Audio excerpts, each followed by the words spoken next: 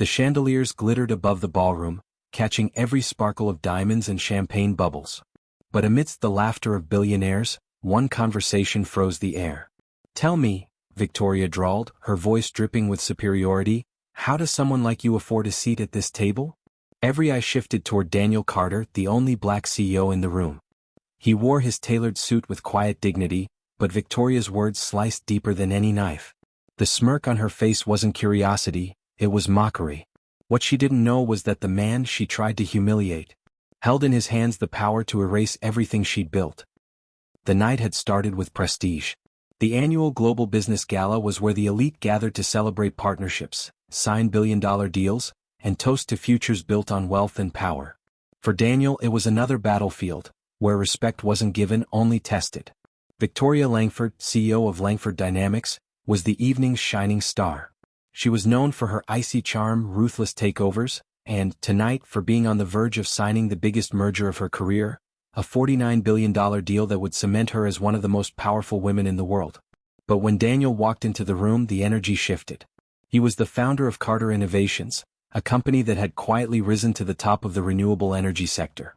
While Victoria thrived on headlines, Daniel thrived on results. His inventions weren't just profitable, they were revolutionary. Still, old prejudices lingered in gilded halls. Whispers trailed him as he greeted investors. "Self-made, really? Luck, not vision. Doesn't fit in here, does he?" Daniel heard them all. Years in boardrooms had trained his ears to pick out the venom beneath polite applause. Yet he smiled. Because he remembered where he came from, the son of a single mother who worked 2 jobs just to keep the lights on. For him, every sneer was a reminder of the distance he'd climbed. The tension snapped when Victoria decided to confront him directly. She raised her glass, tilted her head, and in front of the surrounding guests said, "This gala is about visionaries. Do you really think Carter Innovations is ready to play in the same league as Langford Dynamics?" The laughter around the table was quiet but sharp. Daniel felt every eye pierce his skin, waiting for him to stumble, to defend, to prove himself. Instead, he leaned back in his chair, calm, almost amused. "Visionaries," he echoed, his tone smooth, deliberate. "I suppose we'll see which vision the future remembers." Victoria smirked as if she had already won. In her mind, Daniel's company was a minor player, a background note in her symphony of triumph. But deep down, Daniel knew something she didn't. Because while she saw him as competition, he held a document in his briefcase that would soon decide her fate, the final approval on the $49 billion merger she was celebrating tonight. And Daniel Carter wasn't a man who forgot insults. The gala's music swelled, but for Daniel, the night moved in slow motion. He sipped his drink while conversations resumed, though every now and then he caught the sidelong glances, the subtle smirks aimed his way. The undercurrent was clear. He doesn't belong here.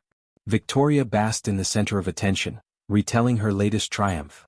A rival she had crushed in negotiations, a boardroom she had dominated. Her voice was polished, confident, the kind that demanded admiration. And she got it, claps on the back, flattering nods, murmurs of, "That's Victoria for you." But Daniel noticed the cracks. Behind her flawless smile, there was arrogance, the kind that blinded a person to what was coming. He had seen this before. Years ago, he'd been denied venture funding because an investor told him he wasn't the right image for the industry. He remembered walking out of that meeting with empty pockets but a fire in his chest. And he remembered the look on that same investor's face when Carter Innovations went public, outpacing every competitor. Now, as Victoria strutted around the ballroom, he felt that same fire simmering. But patience was Daniel's greatest weapon. He stayed quiet, listening, watching. While others boasted, he calculated. While others dismissed him, he waited. Tonight wasn't about ego, it was about timing. When the host of the gala announced Victoria's pending merger, applause erupted like thunder. Cameras flashed as reporters scribbled notes. Victoria lifted her glass high. "Tonight marks the beginning of a new empire," she declared. "Langford Dynamics will redefine the future of technology. This merger ensures we leave no one in the dust." The words dripped with finality, as if history had already been written. She turned toward Daniel with a sly smile, as though daring him to challenge her. "You didn't? Not yet." Because what no one else in that glittering ballroom knew was that Carter Innovations wasn't just an outsider, it was the linchpin. The very technology Victoria's company needed to finalize the merger was licensed through Daniel's patents. Without his signature, the $49 billion deal would collapse before sunrise. And he hadn't signed. Daniel excused himself from the table, walking toward the balcony. The city stretched out before him in lights and shadows. He thought of his mother, who had always told him, "Never let them define your worth, son. Make them see it." He clenched the pen in his pocket. One stroke could make Victoria's empire soar, or fall apart. Behind him, soft footsteps echoed. "Victoria." She leaned against the marble railing, her diamond bracelet catching the moonlight. "You're bold, Carter," she said smoothly. "I'll give you that. But let's not pretend you're indispensable. Sign the agreement, take your cut, and enjoy the privilege of being at the same table as me." Her smirk widened. "After all, men like you rarely get this far." For a moment, silence hung heavy. Then Daniel turned, his gaze steady, his voice low but sharp. "Privilege?" he repeated. "No, Victoria. What you call privilege, I call power. And tonight you'll learn the difference." The ballroom glittered with champagne and applause, but at the balcony the air had turned into steel. Daniel's words hung between them, cutting sharper than the winter wind outside. Victoria laughed, though her voice trembled slightly. "Strong words for someone clinging to scraps. Let's not pretend, Carter. Without this deal, your company is just another pawn on the board. Sign it, and maybe, just maybe, you'll be remembered as the man who stood next to greatness." Daniel's expression didn't flinch. He reached into his jacket and pulled out a slim folder. Inside lay the licensing agreements, documents that dictated whether her merger lived or died. He held it casually, like one might hold a glass of water, but to Victoria, it was a bomb waiting to go off. "You're right," he said evenly. "This deal will make history. But history doesn't remember pawns. It remembers the players who refuse to be silenced."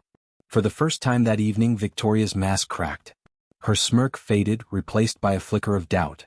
The doors to the balcony opened and several investors stepped out, eager to congratulate her on the impending deal. They froze when they saw Daniel holding the folder. Cameras weren't here, but rumors traveled faster than any lens. "Daniel," one investor said cautiously, "we're ready to move forward. You'll be signing tonight, correct?" Daniel looked at Victoria, her diamond smile now brittle. He let the pause stretch, savoring the reversal. Then, in a voice loud enough for everyone to hear, he said, "No. Carter Innovations will not be licensing its technology to Langford Dynamics. Effective immediately, I'm withdrawing from all negotiations." The words landed like thunder. The investors gasped. One dropped his champagne flute. Victoria stepped forward, her voice breaking. "You can't, Daniel, you don't understand. Without this."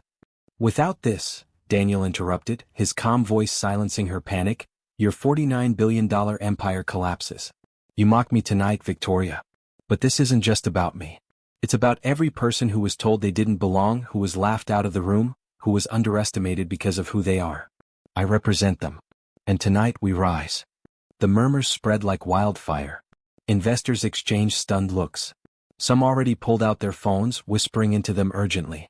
The deal that had been celebrated an hour ago was now ashes at Victoria's feet. Victoria's face paled.